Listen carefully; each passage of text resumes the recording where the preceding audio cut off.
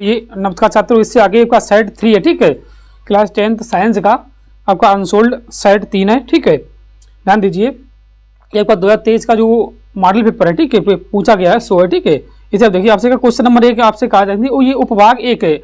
इससे पहले वाली वीडियो में आपको मैं जो 1 से 20 आपको बहुलवी क्वेश्चन है आपको करा चुका हूँ। ठीक है, ये आपका पार्ट 2 है। ठीक है, ये आपका पार्ट 2 है। देखिए पार्ट 2।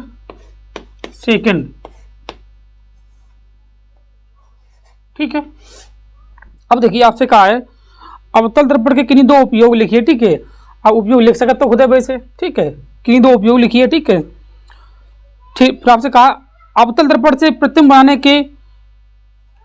के लिए कर आरेख खींचिए। ठीक है, जब वस्तु अनंत एवं वक्रता केंद्र के बीच हो। नंबर 2 आपसे कहा जब वस्तु फोकस दूरी और ध्रुव के बीच हो। अब देखिए छात्रों, आपसे अवतल दर्पण की बात की है। ठीक है, अवतल दर्पण से आपकी बात की है, तो पहले आप यहाँ पे अवतल दर्पण बनाइए। देखिए ये आपका अवतल दर्पण है।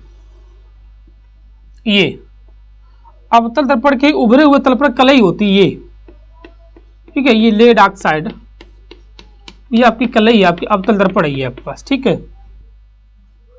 ये आपकी मुख्य अक्ष है, आपको मालूम होगा ये आपकी मुख्य अक्ष है। ये फोकस दूरी है, फोकस बिंदु, ये वक्रता केंद्र है एम, ये आपका ध्रुव पी है। अब देखिए छात्रों, एक चीज आप ध्यान रखिए, पी से एफ की दूरी और एफ से सी की दूरी बराबर होना चाहिए, क्योंकि आपको मालूम होगा फोकस दूरी जो है वक्रता त्रिज्या की आधी होती है। ठीक है, मतलब ये दूरी आपकी बराबर होनी चाहिए, पी से एफ, एफ से सी। सीधी मतलब है कि अगर पी से सी तक दूरी 4 है तो 2 ये होना चाहिए, 2 ये होना चाहिए। ठीक है, ये दूरी बराबर होती है आपका, तभी आपका चित्र सही बने। ठीक है, अब आपसे कहा है कि नंबर ए में आपसे कहा है कि जब बस अनंत एवं वक्रता केंद्र के बीच, अब देखिए आपका ये अनंत बिंदु है, ये आपका वक्रता केंद्र है, बस तो आपके बीच में होना चाहिए। मान लो बस तो आपकी ये है। ठीक, ये आपकी वस्तु है, तब आपसे कहा इसका प्रतिबिंब बनाइए।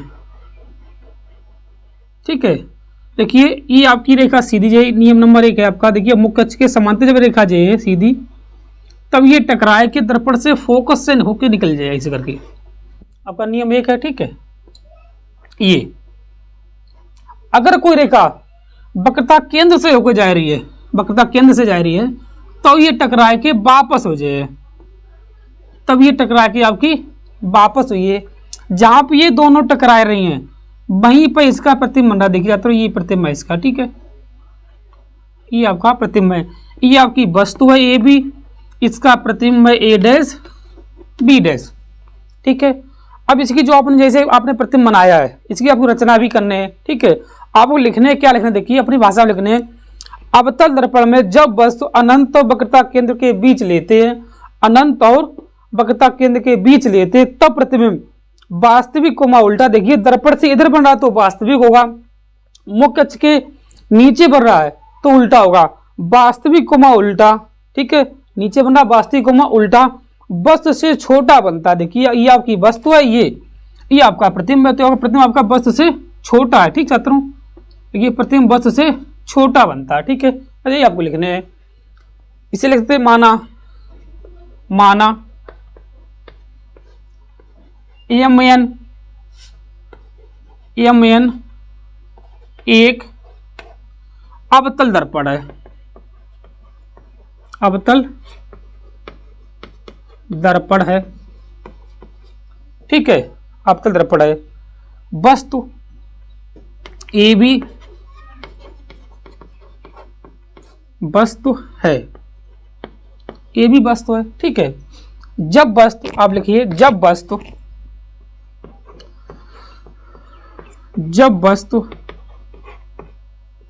अनंत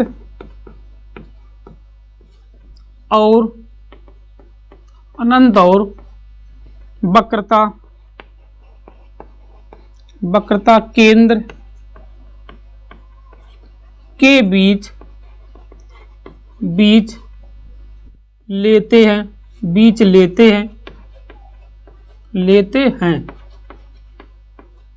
तब प्रतिबिंब, देखिए तब प्रतिबिंब कहां बनता है, फोकस और वक्रता केंद्र के बीच बनता है। लिखिए फोकस और वक्रता केंद्र के बीच बनता है, तब प्रतिबिंब तब प्रतिबिंब फोकस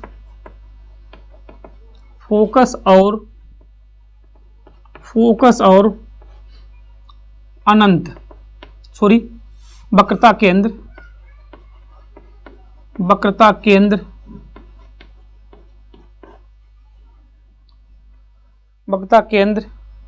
के बीच बनता है।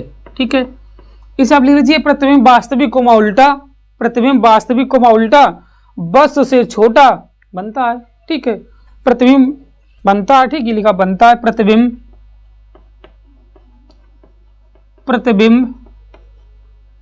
वास्तविक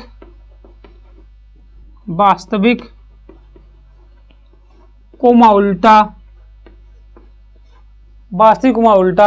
वस्तु से छोटा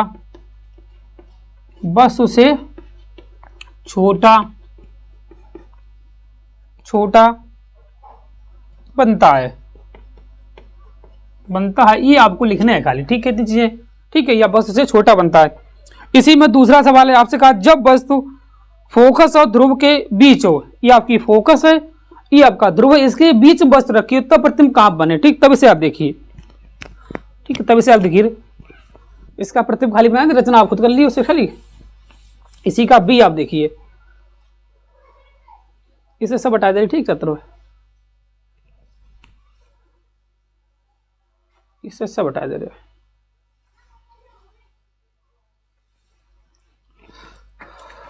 ठीक, अब देखिए थे, जब हम वस्तु ले रहे हैं आपकी, ये आपका फोकस है, ये आपकी वक्रता केंद्र है। अब वस्तु आप हैंड पे लीजिए। ठीक है, इधर हैंड पे, ये आपकी वस्तु है। ठीक है, जब रेखा आपकी सीधी जाए ऐसे करके, ये टकराए के समांतर जे मुख के, जब समांतर जे तब ये टकराए कहां से निकले, फोकस से निकले। ठीक है, आपका नियम एक है। ठीक है, अब देखिए, जब इसे हम वक्रता केंद्र से ले जाएं ऐसे करके जब वक्रता केंद्र से ले जाएं, तभी आप देख रहे हो ये रेखा जो है आपकी,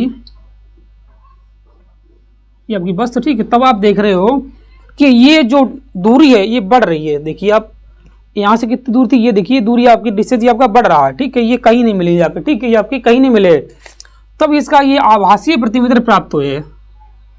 इसे इधर मिला लो। ठीक है, ऐसे करके तभी आपको आभासीय, ऐसे करो। ठीक है, आपका आभासीय प्रतिबिंब यहाँ पर प्राप्त हुए ऐसे करके, ये आपका प्रतिबिंब बनेगा, आभासीय बनेगा वो भी। ठीक है, ये आपकी ए बी वस्तु है, आपकी ए डैश बी डैश आपका प्रतिबिंब है।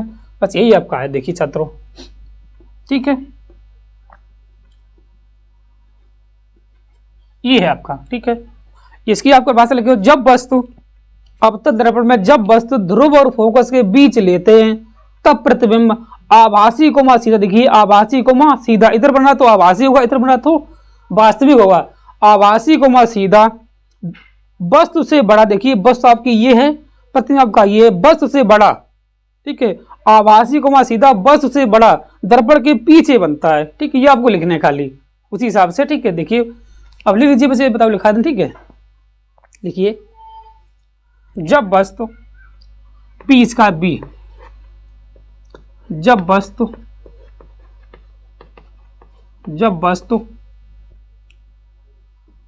फोकस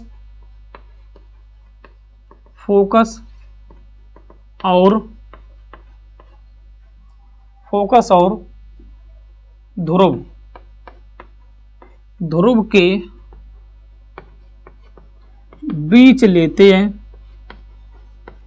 बीच लेते हैं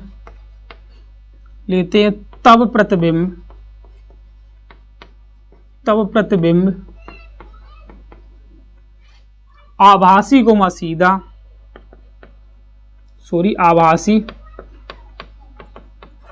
आभासी कोमा सीधा दर्पण के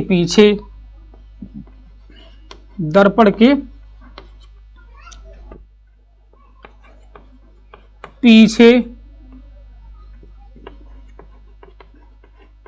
वस्तु से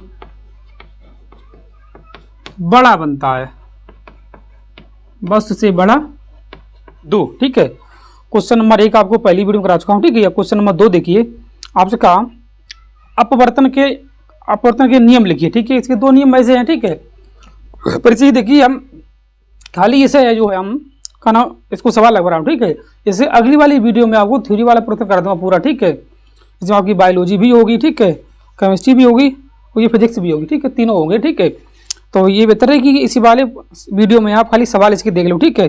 बस इसके 2 नियम है, आपको मालूम है कि आपतन बिंद कि आप देखो ये होता है किरण, वैसे ये होता है आपका होता है प्रकाश का अपवर्तन, इस हिसाब से ये ऐसे ये अभिलंब की ओर झुक जाती है, आपका अभिलंब होता है ऐसे करके, ठीक है। उसे अगली वाली वीडियो में आपको ढंग से बता दी, ठीक है।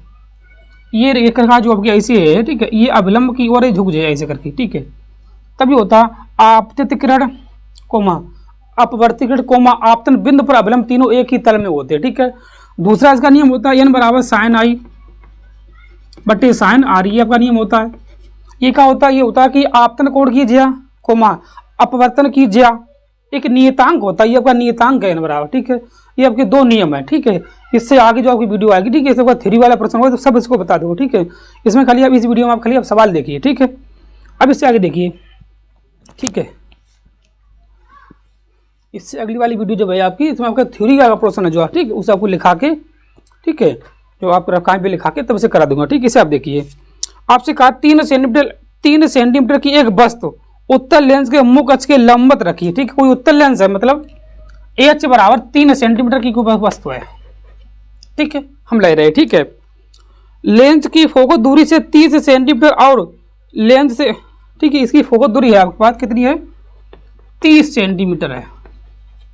इसकी फोकस दूरी आपकी 30 सेंटीमीटर, उत्तल लेंस है तो फोकस दूरी प्लस, ठीक है, परिसीमा होगी।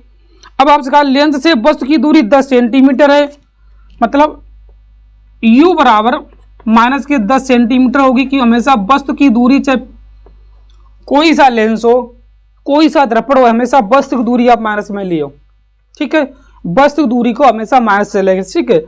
उत्तल लेंस के है ये अगर, तो इसकी फोकस दूरी प्लस में रहे, ठीक है। अब आपसे पूछा है तो आकार में प्रकृति ज्ञात कीजिए, क्या इस प्रतिबिंब को बनाने पर्दे पर प्राप्त किया जा सकता है, ठीक है।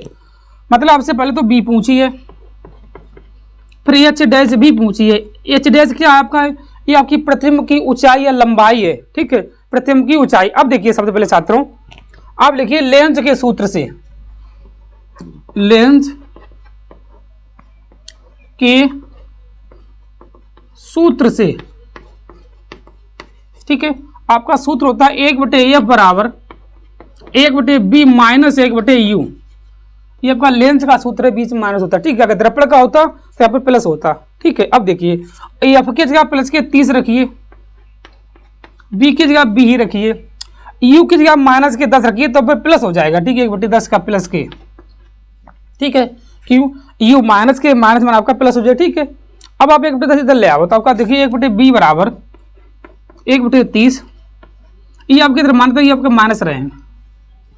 अब देखिए आप इसमें 3 का गुणा करिए, क्योंकि क्या तो इसका आप एलसीएम लीजिए या आप क्रॉस मल्टीप्लाई करिए, ठीक। अब देखिए 1 माइनस के 3/30, तब आप बचे देखो 1/b बराबर माइनस के 2/30। अब इसे आप काटो 2 2 15 बचे आपके पास, 1/15, मतलब b बराबर माइनस के 15 सेंटीमीटर। अगर ध्यान दीजिए छात्रों, उत्तल लेंस है, अब भी अगर आपकी माइनस में है तो इसका मतलब क्या होता है, आपका प्रतिबिंब जो बन रहा है कैसा होगा, ये आभासी कोमा सीधा होगा, ठीक है।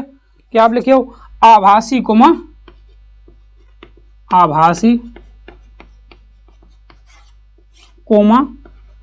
सीधा, ये आपसे पूछा, ठीक है। अब आपसे इसमें पूछिए, आपका सूत्र होता है देखिए m बराबर b/u होता है प्लस में, अगर ये दर्पण होता तो आपका माइनस होता, ठीक है। ये सब ऐसे लिख देता हूँ h डैश बटे में h प्लस में, ठीक छात्रों। देखिए b/u, अब h डैश आपसे पूछिए, ऐसे h डैश रहने दीजिए, h की जगह आपके पास है 3 है, आपके पास b कितनी देखिए तो b आपके पास माइनस के 15 आई है, u आपके पास पहले से माइनस के 10 है, माइनस से माइनस आप चलने करिए, देखिए 5 दूनी 10, 5 3 15 और 3 त्रिका 9, देखिए 2h डैश बराबर में 9, एच डैश बराबर 9/2 एच डैश बराबर 4.5 सेंटीमीटर, ये आपका प्रतिबिंब की ऊंचाई होगी। ठीक है, ये आपसे ऊंचा। ठीक है, अब इससे आगे देखिएगा छात्रों, इससे आगे क्वेश्चन नंबर आपका जो 3 है, आपसे कहा ओम का नियम लिखिए। ठीक है, इसे भी आप अगली वीडियो में लिखे हैं। ठीक है, बेहतर तरीका आप समझो। ठीक है, पहले इस बार का सवाल देखिए। ठीक, इसे पहले हम नोट करिए।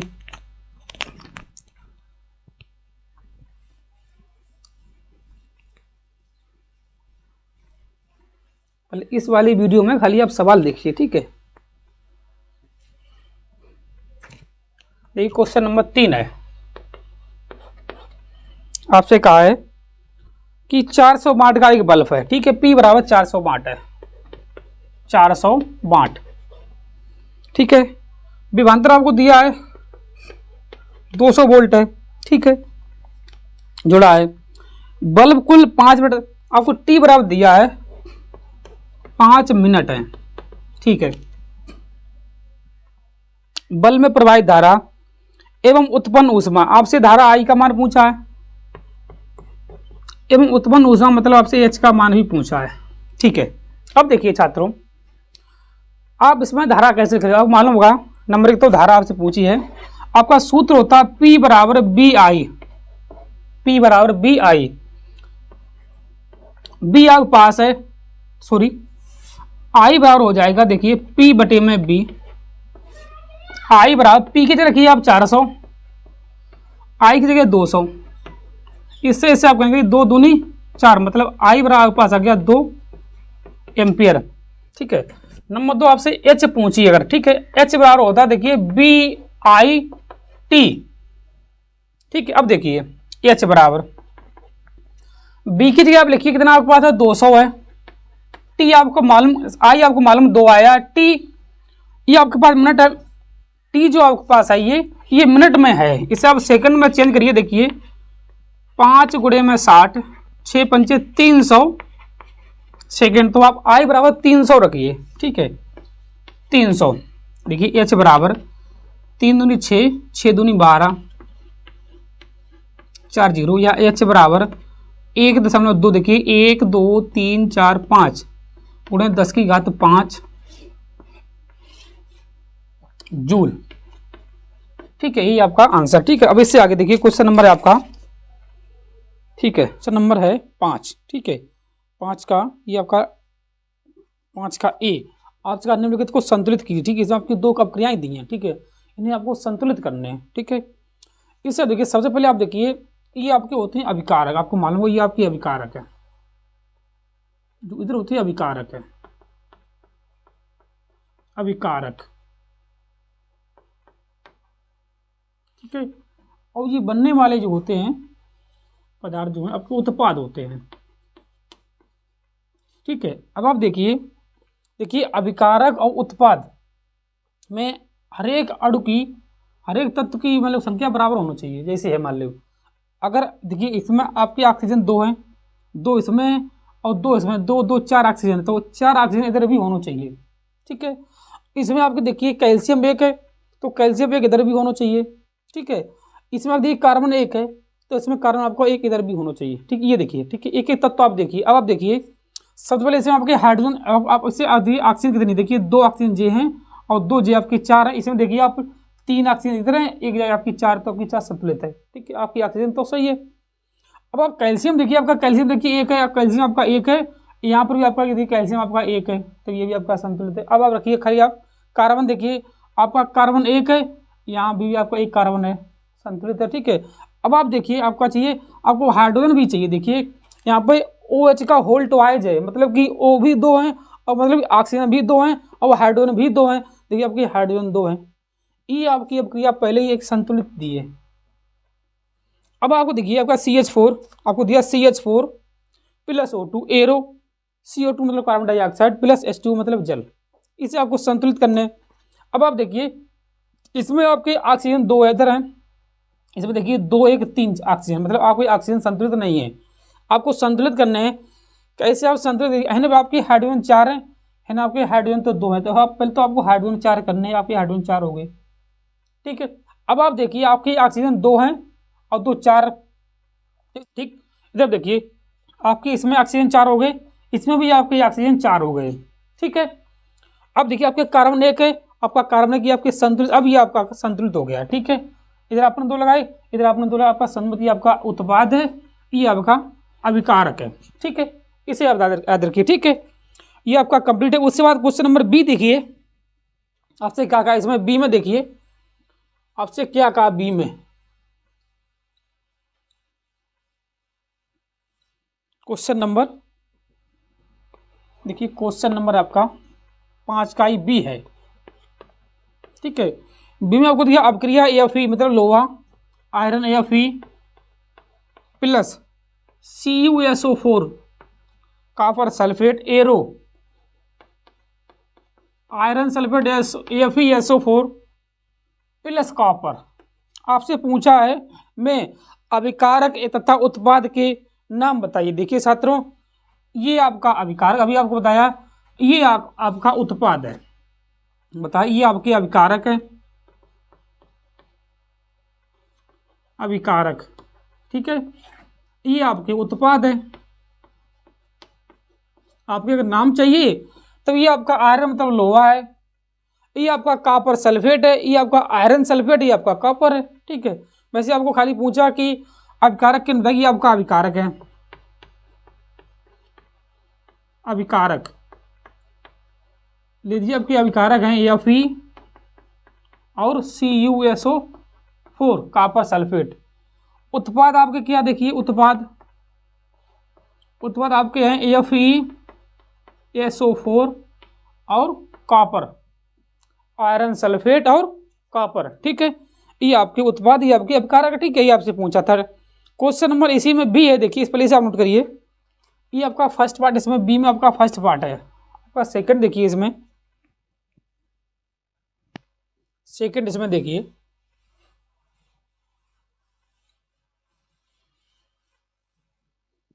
सेकंड आपसे कहा है ऊष्मीय अपघटन अपक्रिया का एक उदाहरण दीजिए। केवल आपको समीकरण भी लिखने हैं, केवल समीकरण। ठीक, देखिए ऊष्मीय अपघटन देखिए CaCO3 एरो। ठीक है, CaCO3 arrow CaO copper oxide plus CO2, ये आपकी है एक ऊष्मीय अपघटन अपक्रिया। ठीक है, इसे आप नोट कर लीजिए। ठीक है, ये आपका ऊष्मीय अपघटन अपक्रिया। ठीक है, अब इससे आगे देखिए, क्वेश्चन नंबर है आपका 6 का, क्वेश्चन नंबर 6 का ए है। आपसे कहा निम्नलिखित के यौगिकों के IUPAC नाम लिखो। देखिए छात्रों, IUPAC नाम आपको लिखने हैं। ठीक है, इसे देखिए IUPAC नाम 6 का ए है। आपको संरचना दी है C ये आपकी ट्रिपल बॉन्ड है, C मतलब कार्बन है। ठीक है,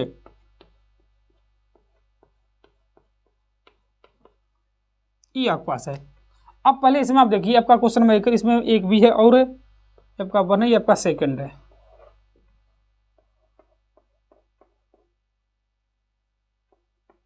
CHO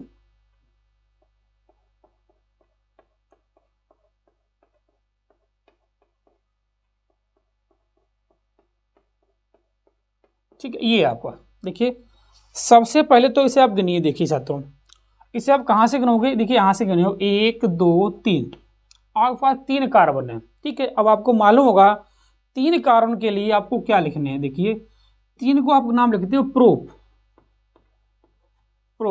3 कार्बन के लिए। ठीक है, अब देखिए 3 कार्बन है आपके, इसमें आपके ट्रिपल बॉन्ड है, 3 बॉन्ड का अनुलग्न होता है आयन। देखिए आयन, अब इसे आप संध विषय के हिसाब से लिखिए। देखिए इकट्ठा लिखिए, प्रोपाइन। क्या होगा आपका, प्रोपाइन आपका इसका आंसर है। अगर बाई चांस यहाँ पर ट्रिपल बॉन्ड के जगह 2 बॉन्ड होते, ठीक है, तो अगर बाई चांस आपके यहाँ पर 2 बॉन्ड होते तभी आपका होता इन, तब आपका इसका नाम हो जाता प्रोप प्लस इन, मतलब हो जाता प्रोपीन।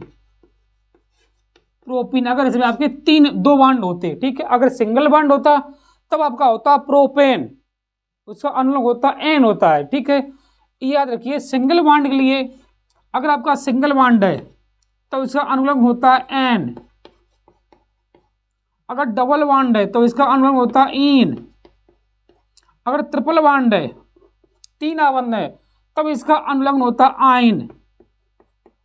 इनको याद रखिए, ठीक है। देखिए इसमें आपके 3 बॉन्ड थे, आपका प्रोपाइन हुआ, 2 होते तो आपका प्रोपीन होता, अगर 1 होता तो आपका प्रोपेन होता, ठीक है छात्रों।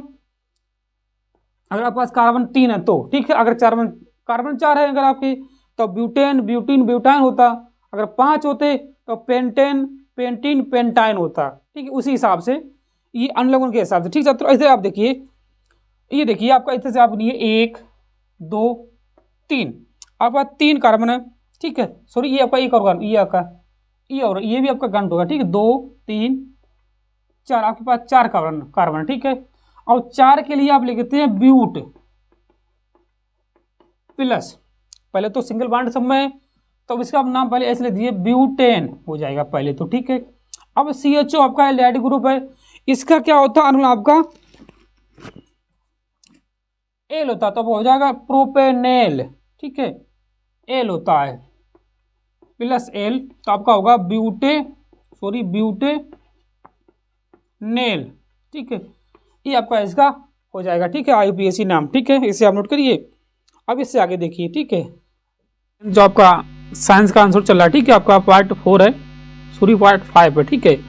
क्वेश्चन नंबर 7 है, ठीक है। 7 में आपसे कहा निम्नलिखित पर टिप्पणी लिखिए, ठीक है। सबसे पहले आपसे कहा संतृप्त एवं असंतृप्त हाइड्रोकार्बन, नंबर 2 संचारण, नंबर 3 आपसे कहा अभिक्षेपण अपक्रिया, ठीक है। इससे आप देखिए, सबसे पहले आप संतृप्त देखिए, ये देखिए संतृप्त हाइड्रोकार्बन, देखिए क्या होते हैं संतृप्त हाइड्रोकार्बन। लिखिए, देखिए वे हाइड्रोकार्बन जिनमें विद्यमान कार्बन परमाणुओं की चारों संयुक्ताएं या कार्बन व हाइड्रोजन परमाणुओं द्वारा पूर्ण संतुष्ट होते हैं, ठीक है, संतुष्ट होते हैं। या इसे आप कह सकते तो या करके अब इसकी एक लाइन में परिभाषा लिख सकते कि ऐसे हाइड्रोकार्बन जिनके कार्बन के मध्य एकल आबंध होता है, मतलब सिंगल बॉन्ड होता है, ठीक है, एकल आबंध होता है, इन्हें आप कहते हो संतृप्त हाइड्रोकार्बन, ठीक है। संतृप्त हाइड्रोकार्बन को हम एल्केन भी कहते हैं, एल्केन, इसे याद रखिए, एल्केन, ठीक है। इसमें सिंगल बॉन्ड होता है संतृप्त में, ठीक है।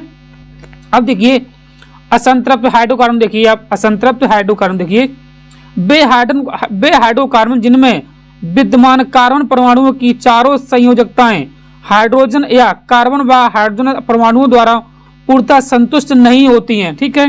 अर्थात इनमें इस सब इतना ही परिभाषा लिख सकते हो, ये भी आप किसी अर्थात देखिए यहाँ तक, ठीक है। इनमें लिखिए ऐसे हाइड्रोकार्बन जिनमें कार्बन के मध्य द्वि अथवा त्रिक संयोजक आबंध, मतलब सिंगल डबल बॉन्ड, या देखिए डबल बॉन्ड या ट्रिपल बॉन्ड होते हैं, ठीक, उसे कहते हैं असंतृप्त हाइड्रोकार्बन। लिखिए इसकी आप परिभाषा ऐसे भी लिख सकते हो, ऐसे हाइड्रोकार्बन जिनमें कार्बन परमाणुओं के मध्य 2 अथवा 3 आबंध होते हैं, ठीक है, असंतृप्त हाइड्रोकार्बन कहलाते हैं। ये असंतृप्त हाइड्रोकार्बन जो आपके भी 2 प्रकार के होते हैं, कौन मालूम? एक से कहा तो आप एल्केन, सॉरी एल्कीन, एक आप कहते हो एल्काइन, ये असंतृप्त में, ठीक। इसमें आपके डबल बॉन्ड होते हैं, इसमें आपके 3 बॉन्ड होते हैं। इनका अनुलग्न होता है इन, इनका अनुलग्न होता है आयन, ठीक है। जब आपके 3 बॉन्ड होते हैं तो आयन, 2 बॉन्ड होते हैं तो इनका अनुलग्न होता है, ठीक है। मतलब असंतृप्त हाइड्रोकार्बन के 2 पार्ट हैं, नंबर 1 तो एल्कीन, नंबर 2 एल्काइन, ठीक है। आपसे इसमें इतना ही पूछा था। इससे आगे देखो क्वेश्चन में आपसे कहा संक्षारण क्या है। देखिए जब लोहे पे कोई जंग लग जाता है उसे आप संक्षारण कहते हैं, ठीक है। इसे आप देखिए संक्षारण को देखिए छात्रों, देखिए आप संक्षारण को देखिए, ये आपका है संक्षारण, देखिए संक्षारण को देखिए आप, ठीक है। या देखिए आप पहले संक्षारण को, अगला संक्षारण जो आप पहले सेट में आपको करा चुका हूं, ठीक है, संक्षारण को, ठीक है। लोहे पे जंग लगना ये आपका संक्षारण है, ठीक है। इसको आपसे पूछा, ठीक है। आप इसे देखिए, आप इसे आप देखिए नंबर 3 को देखिए, ठीक है। आप 2 को पहले सेट से देख लीजिए, ठीक है। अभिक्षेपण प्रक्रिया आप देखिए क्या होती है। अभिक्षेपण प्रक्रिया लिखो, वो प्रक्रिया जिसमें 2 यौगिकों के मिश्रित होने पर अभिक्षेप उत्पन्न होता है, अब ये चेपड़ प्रक्रिया कहलाती है। ठीक है, अब आप आगे आ जाओ। ठीक है, आगे आपसे कहा क्वेश्चन नंबर अथवा में, देखिए इसमें अथवा में आपसे कहा है नंबर 1, प्लास्टर ऑफ पेरिस के गुण तथा दो उपयोग लिखिए। देखिए सबसे पहले इसका गुण लिखिए, प्लास्टर ऑफ पेरिस के गुण अथवा उपयोग। देखिए नंबर 1 उपयोग, जब हम जिप्सम को 120 सेंटीग्रेड ताप पर गर्म करते हैं तब प्लास्टर ऑफ पेरिस का निर्माण होता है। ठीक है, ये आपका जिप्सम का सूत्र है CaSO4 इंटू 2H2O आपका जिप्सम है। ठीक है, इसे 120 सेंटीग्रेड पर आप गर्म करिए तब आपसे बनेगा CaSO4 half H2O plus 3/2H2। ठीक है, आपका ये आपका जिप्सम है।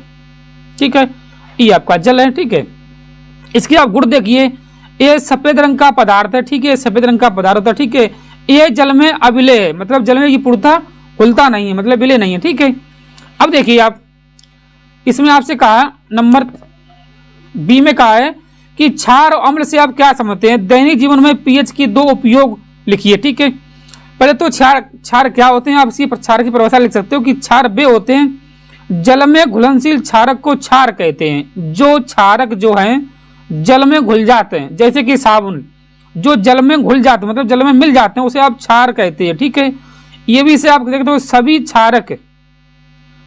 क्षारक क्षार नहीं होते परंतु सभी क्षार क्षारक होते हैं। ठीक है, इसे आप रखिए। देखिए ये आपका क्षार में लिखिए, सभी क्षार क्षारक होते हैं परंतु सभी क्षारक क्षार नहीं होते हैं। इसका मतलब होता है जितने भी क्षारक हैं वे सब जल में नहीं घुलते हैं। ठीक है, क्षारक वे कहलाते हैं जो कड़वे होते हैं। ठीक है, मतलब कि सभी क्षारक क्षार तो होते हैं परंतु सभी क्षारक क्षार नहीं होते हैं, मतलब जितने भी क्षारक हैं वे क्षार नहीं होते। ठीक है, जैसे कि साबुन। अब इसे अम्ल में आ जाओ। अम्ल क्या होते हैं, देखिए छात्रों, अम्ल वह पदार्थ है जिसका स्वाद खट्टा होता है। ठीक है, जिसका स्वाद खट्टा होता है जो नीले लिटमस को लाल कर देता है। ठीक है, जैसे कि नींबू, सिरका, दही, खट्टे आम, इमली आदि। ठीक है, आपका अम्ल हो गए। ठीक है, याद रखिए क्षार और अम्ल को आप याद रखिए। ठीक है, इससे आगे देखिए आपसे क्या कहा, क्वेश्चन नंबर 8 आपसे कहा, देखिए ये है पोषण किसे कहते हैं। स्वपोषी पोषण व परपोषी पोषण का उपयुक्त उदाहरण दीजिए। देखिए पोषण किसे कहता हूँ पहले तो। ठीक है, फिर स्वपोषी क्या होते हैं और परपोषी क्या होते हैं। स्वपोषी क्या होते हैं जो अपना भोजन स्वयं बनाते हैं। परपोषी क्या होते हैं जो दूसरे पर आधारित होते हैं, मतलब दूसरे ऊपर डिपेंड होते हैं भोजन के लिए। ठीक है, उसे कहते हैं परपोषी। अब देखिए आप इसे आप देखिए, सबसे पहले तो पोषण को आप देखिए। पोषण देखिए चाहते हो, पोषण को आप देखिए जीवों द्वारा भोजन या पोषक तत्वों प्राप्त करने की क्रिया को पोषण कहते हैं। ठीक है, इसे आप याद करने के लिए सिंपल वे में लिखा, देखिए जीवों द्वारा भोजन या पोषक तत्वों को प्राप्त करने की क्रिया को पोषक या पोषण कहते हैं। ठीक है, इसमें आपके स्वपोषी पोषण आते हैं, विषमपोषी या परपोषी। इसे परपोषी विषमपोषी भी कैसे कहते हो आप। ठीक है, अब देखिए स्वपोषी किसे कहते हो।